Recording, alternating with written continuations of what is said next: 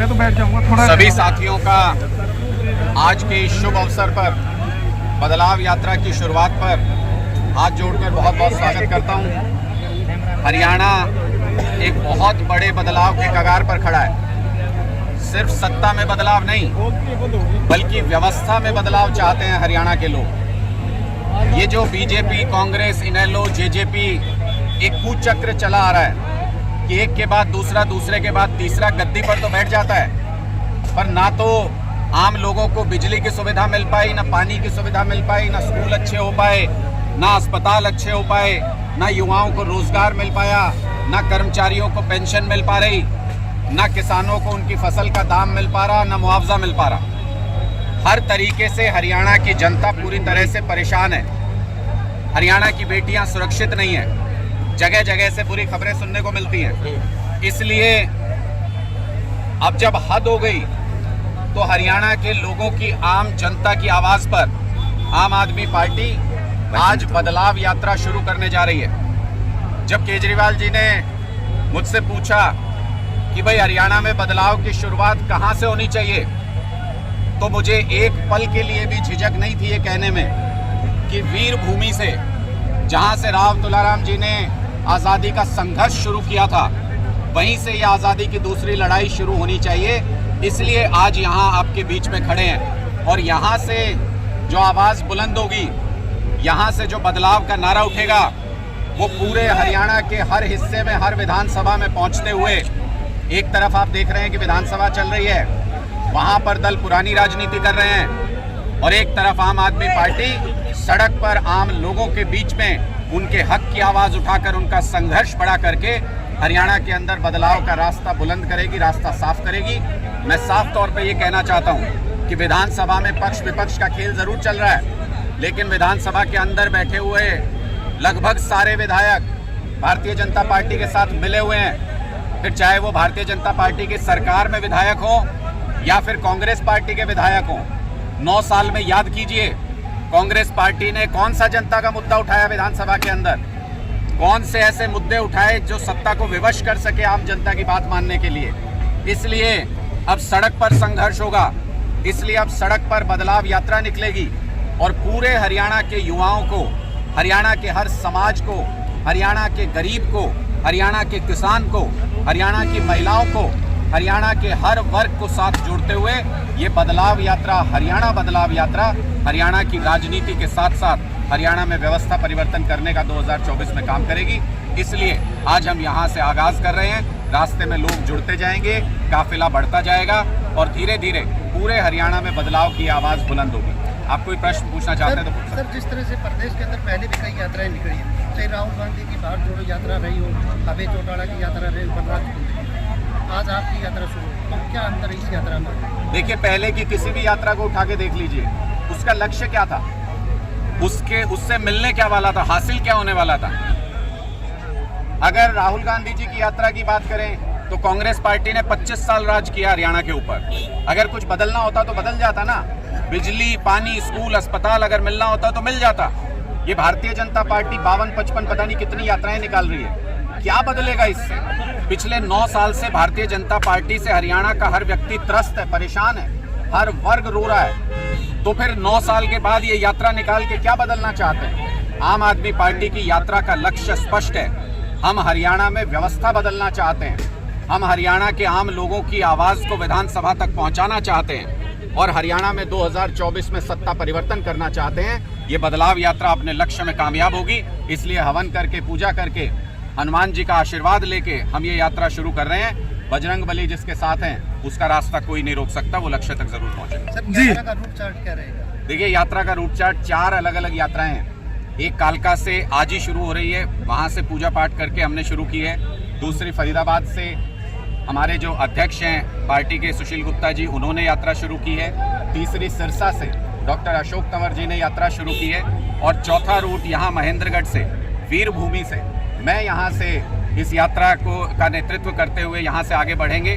पूरी पार्टी के सभी कार्यकर्ता जगह जगह पर आम लोगों के साथ इस यात्रा का स्वागत भी करेंगे, इस यात्रा में भी जुड़ेंगे। और महेंद्रगढ़ से होते हुए, अगर मैं इस रूट की बात करूं तो महेंद्रगढ़ से होते हुए पूरे साउथ हरियाणा को कवर करते हुए काफ़ी हिस्से को हम झज्जर, बेरी, रोहतक से होते हुए महम, नारनौल, उसके आगे सफीदों की तरफ जाते हुए और लास्ट में हम पहुंचेंगे कैथल और कलायत। कैथल में इस यात्रा का, इस रूट का समापन करेंगे। इसी तरह से चारों रूट अलग अलग पूरे हरियाणा को कवर करते हुए जब ये यात्राएं समाप्त होंगी तो उस वक्त 90 की 90 विधानसभा पूरी तरह से कवर होंगी आम आदमी पार्टी की इस बदलाव यात्रा में, और 90 की 90 विधानसभा में बदलाव का बिगुल बज चुका होगा। इसका समापन कब होगा सर? विधानसभा चुनाव में आम दिल्ली मॉडल रखा था, लेकिन उस हिसाब से परफॉर्म नहीं कर पाई जो आपको उम्मीद थी। देखिए, मैं 3 राज्यों में जो विधानसभा के रिजल्ट आए उसमें भारतीय जनता पार्टी की जीत से ज्यादा कांग्रेस पार्टी के कमजोर नेतृत्व, कमजोर संगठन और कमजोर नीतियों की हार मानता हूं। सारी सहयोगी पार्टियों ने जो इंडिया गठबंधन में है उन्होंने रास्ता साफ किया। हमने बैकआउट किया इस चीज को लेकर के कि सीधी लड़ाई होने दी जाए इसमें कांग्रेस और भारतीय जनता पार्टी की, लेकिन कांग्रेस पार्टी सीधी लड़ाई में भी भारतीय जनता पार्टी को नहीं हरा पाई, सब कुछ अनुकूल होने के बावजूद। इसका मतलब स्पष्ट है कि कांग्रेस पार्टी के बस की बात नहीं है बीजेपी को हराना। आम आदमी पार्टी ने जहां जहां मजबूती से चुनाव लड़ा, मैं कई उदाहरण दे सकता हूं आपको। हमने दिल्ली में चुनाव लड़ा, 2-2 बार बीजेपी को पटकनी दी। 15 साल पुरानी एमसीडी की उनकी सरकार को पटकनी दी। गुजरात में हमने मन से चुनाव लड़ा तो पहली बार में छक्के छुड़ा दिए थे, मोदी जी को रैलियां करनी पड़ी बहुत सारी, 41 लाख वोट हासिल किए हमने पहली बार में। पंजाब के अंदर अकाली, बीजेपी, कांग्रेस सबका सुपड़ा साफ किया। इसलिए आम आदमी पार्टी जहां गंभीरता से चुनाव लड़ेगी, भारतीय जनता पार्टी को पटखनी दे सकती है, हरा सकती है, हम ये दावा करते हैं। इसलिए कांग्रेस को अब अपना अहंकार छोड़ के जो पार्टी बीजेपी को हराने का दम रखती है, जिनके पास उनको हराने की रणनीति है, जिनके पास उनको हराने का नेतृत्व है, उनको ज्यादा स्पेस दे करके उनको आगे लेकर के चलना चाहिए। तब भारतीय जनता पार्टी ने अपनी पार्टी में शामिल करा के अपनी वॉशिंग मशीन में धो के उनको साफ सुथरा डिक्लेयर कर दिया। और जो ईमानदार लोग हैं, मैं फिर बार बार ये कहता हूं, आप देखिए पूरे देश में किसके खिलाफ कार्रवाई हो रही है। क्या किसी और पार्टी के नेता जेल जा रहे हैं? आम आदमी पार्टी के नेताओं को ही क्यों जेल भेजा जा रहा है? उसमें भी संजय सिंह जी को, जिसका दिल्ली सरकार से कोई लेना देना नहीं। ये साफ बताता है कि ये सारे झूठे केसेस हैं। कहीं से भी कोई 1 रुपया भी भ्रष्टाचार का आम आदमी पार्टी के किसी व्यक्ति के यहाँ से बरामद नहीं हुआ। मोदी जी को डर लगता है आम आदमी पार्टी से, मोदी जी को डर लगता है केजरीवाल जी से कि एक दिन केजरीवाल जी ही उनका बोरिया बिस्तरा समेट के भारतीय जनता पार्टी का हिंदुस्तान की राजनीति से बाहर कर सकते हैं। इसलिए वो हर हथकंडा अपनाएंगे, हम हर हथकंडे के लिए तैयार हैं। शहीद भगत सिंह जी को जेल में डाला था अंग्रेजों ने, तो यही सोचा था कि अब कोई आज़ादी नहीं मांगेगा।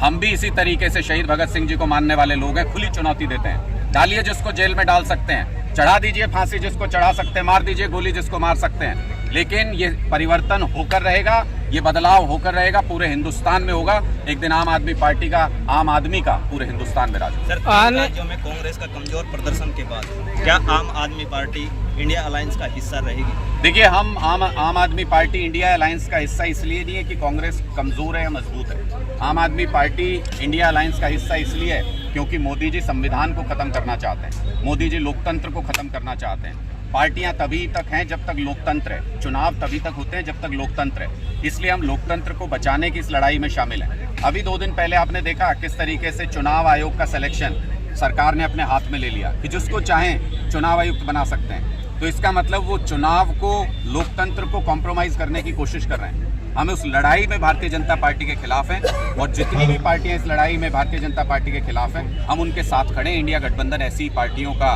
एक मजबूत गठजोड़ है जो 2024 के चुनाव में अगर कांग्रेस अपना अहंकार छोड़े और सबको साथ लेकर के चले तो 2024 के लोकसभा चुनाव में हम भारतीय जनता पार्टी को और इनके अलाई पार्टनर्स को, जो भी गठबंधन है भारतीय जनता पार्टी को, उसको बुरी तरह हरा सकते हैं। हरियाणा में लोकसभा चुनाव में इंडियन अलायंस के साथ चुनाव लड़ेगी या अकेले? देखिए, आम आदमी पार्टी तो 10 की 10 लोकसभा सीटों पर, 90 की 90 विधानसभा सीटों पर मजबूत तैयारी कर रही है। एक गांव में हमने अपना संगठन तैयार कर लिया।